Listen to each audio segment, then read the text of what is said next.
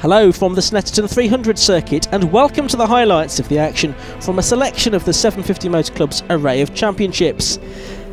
Today the focus is firmly on sports cars, with three separate categories providing the entertainment. The Spire Sports Cars Bike Sports Championship is the fastest of the club's offerings, and this weekend's double header marks the halfway point in the season. Later we'll see a capacity grid of cars in the Protec Shocks Sports Specials Championship, with the entry complemented by a contingent of sports racing and GT cars. But first, the action comes from the Disklok RGB Championship, which caters for motorcycle engined cars, whether they are front or rear engined, and it appeals to drivers who have interests beyond the on-track activity. Tony Gaunt's with me from the RGB Championship. Now, you've got your car here, and I think you've done pretty much all of the work on this. It's all your own work, isn't it? Yes, it started on a bench in the garage as pieces of steel and built up from there. Everything you see is by my own fair hand, shall we say, and it's just developed from there. And it's all done as, I understand, in a single garage. I mean, how do you do that? It's a very single garage. I start to wonder when I look back, but it's just something you get on with when you're interested and you make it work. Yeah. It's probably not ideal, but that's what you've got, so you deal with it. Absolutely. So, and it's actually a car that, you know, it seems to me is going increasingly well. It's very good in certain places. We've got work to do in others, but yeah, it's coming forward, and it's showing promise. Yeah. And that's what it's all about. The 750 Motor Club is people building their own cars and trying to develop them. David Watson, one of the competitors in the front engine class of the RGB Championship. You've been in the championship for 4 years now, I think, David, and always in the front engine class. Is that right? That's absolutely correct. Yep. The car's been developed over the last 4 years from the 7 style car. This winter we stripped it back and rebodied it with full body to hopefully help with a bit more aero to try and get back up to the front of Class F. And that does seem to be the way that the class as a whole is going now. It's a bit more about the full bodywork and the improved aerodynamics that brings. No, absolutely, and it's been proven this year. I had a not particularly great season last year with a lot of engine issues, but this year so far it's been pretty good, and it's slowly starting to creep back up to the front of Class F. Yeah.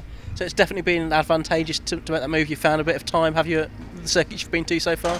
Yeah, absolutely. Again, top end going down the straights, the aero's helping there, but also the increased frontal area is assisting a lot under braking as well, so it allows you to kind of close the gap a bit more under the corners. I guess within the front engine class you're not racing right at the sharp end of the field, but usually the battling's just as good, if not even more intense, than in the rear engine class. No, absolutely, and I think Class F is a fantastic kind of feeder class for Class R, and personally I certainly won't be leaving Class F until I've managed to win. The cars coming out onto the grid then for the first of 2 races today in the Disklok RGB Championship. John Cutmore and Matthew Higginson lining up on the front row of the grid, with Scott Mittell and Alistair Bolton on row 2. The best of the front engine cars on row 5 is going to be James Walker. So the red lights go on. Out they go. Good start by Matthew Higginson from the outside of the front row, but from row 7 it's not a great start from Oliver Hewitt. Who, forgiving that though, it's his first ever race start, and he's out there in the Spire GT3. The rest of the field have got away quite nicely though. Hewitt unfortunately has dropped almost to the back in that number 30 car for the 30-year-old from Leicester, the photographer by occupation. He is going to have to make some places up from the back. I'm sure he'll enjoy that. Leaders have gone through. There you can see James Walker in the first of the front engine cars, already ahead I think of David Watson, I think that was, lining up in second. And there's Oliver Hewitt in that white and blue Spire number 30, already trying to make up some ground. So we go on board now with Alistair Bolton, number 4, former front engine class championship, 4th overall in the championship last season. He's got Higginson number 1 and Cutmore number 5 ahead of him on the road, all 3 of them in these Spire GT3s. The first non-Spire is the 4th place car, the Mattel MC52 of Scott Mittell. Back on board we go with Oliver Hewitt.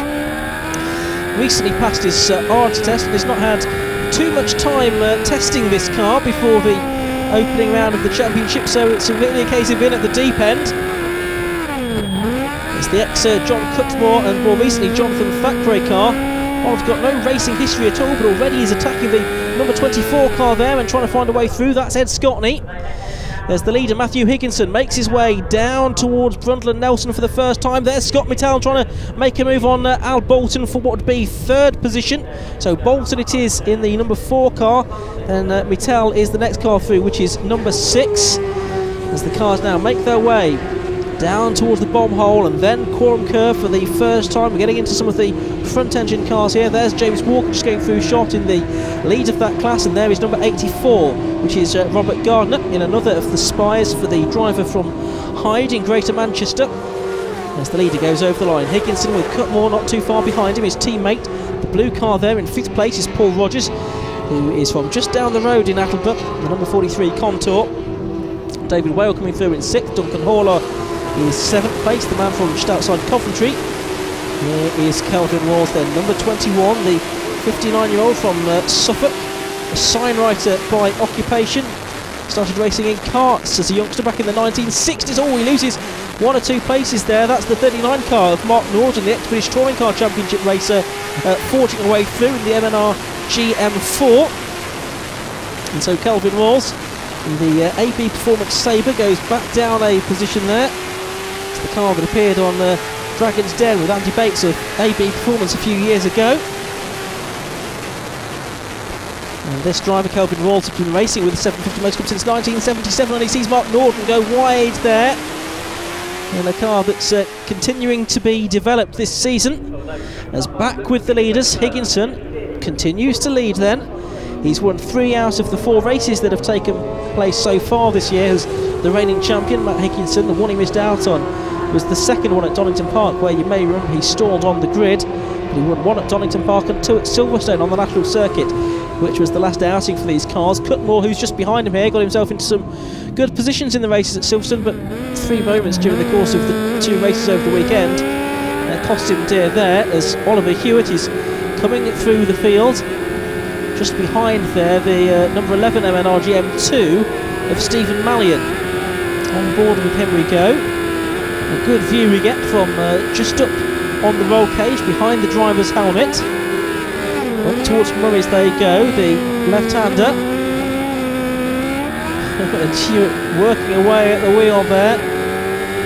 You can see the paddle shift type gear selection system on the steering wheel. So here is that number 21 car of Kelvin Rawls, just ahead of Robert Gardner. And then I think is that David Watson? No, that's the X39 car, isn't it, of Mark Norden just behind. So here is Rawls then, started racing in 750 Formula initially. Raced the Wolf a couple of seasons ago, the Wolf 01.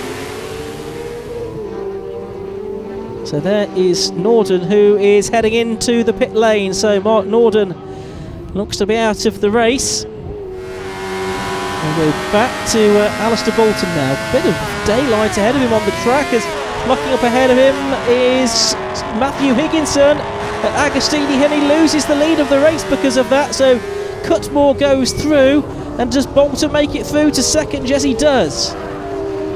So Higginson down to 3rd place as Mark Norden rejoins the circuit in number 39 then. A quick pit stop for him. There's a green flag there, which means there must be a yellow flag somewhere else just before it. Someone having gone off the circuit. On board with Bolton and Scott Mittal now that goes through. And that's going to be up into 2nd position indeed. What a great run this is for the Mittal MC52 car that primarily Scott's dad, but a little bit Scott himself. But Scott's father, Ian Mittal, has put an awful lot of work into designing and building and developing and re-engineering this car. It's a new car for this season, and it's certainly a step forward on last season's model. Well, 84, Robert Gardner there through on the inside of 21, Kelvin Rawls. Trying to fight back though is Rawls now though. And at the rear of that little group is our Class F for front-engined leader, which is James Walker. He won the 2nd of the 2 races at Silverstone, so has had 1 win this season. So has Steve Bell, who's not made it out for this race, unfortunately. Paul Ricker's won both races in the front-engine class at Donington, but he's missing this weekend. Engine problems, unfortunately, I think, preventing him from being here. Last lap board has gone out. And John Cutmore it is, in the number 5 car that leads. He's been around and about the RGB Championship for quite a few seasons now. Yet to win the overall championship though, and that's something that he'd dearly love to do. But Higginson, his teammate who won the championship last season, well, he's going to make life very tough for him as this battle rages on. Rawls and Gardner, and they're being hassled by the front engine car of James Walker as well, number 13. The Phoenix, engineered by Tim Gray Motorsport. I think that car is one that's really stepped forward as well this season.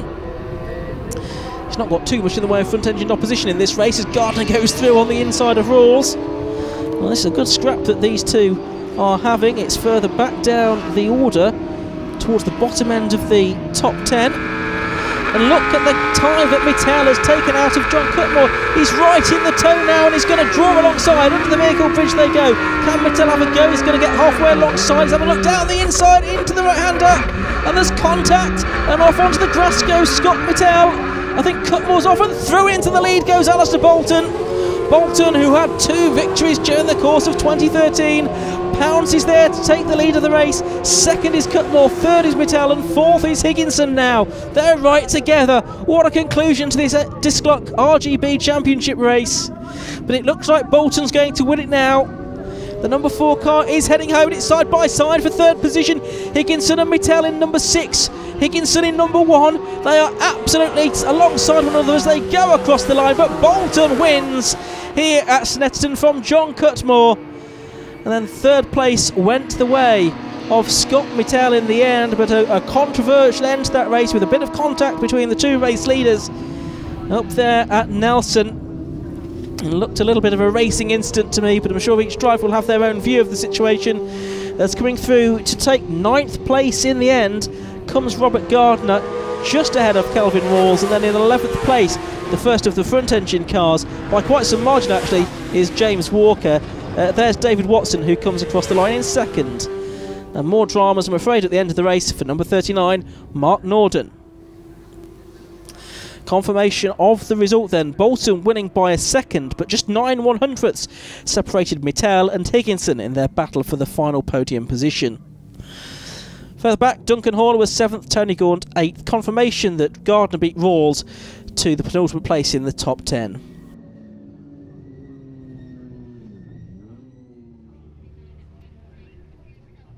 I guess you're in the right place at the right time as far as that race was concerned. Yeah, that's right. If they never give up, I just couldn't believe it as I came onto the last lap. When I was running third for most of the race, and I think Matt outbraked himself along with John. He was off onto the grass and I was there, couldn't get it back, so I ran second for a bit. Then I missed the gear onto the back straight. Scott got me, pretty good move. And I just chased and chased. They were pulling away a little bit. I saw Matt in my mirrors, managed to stay ahead, and then they just sort of kind of coming together on the last lap at the S's. I just saw my space and went. Fantastic. And I guess after a bit of disappointment in the first couple of meetings, it's a really good way to get your championship back on track. Yeah, Donington, it was kind of mistakes down to me.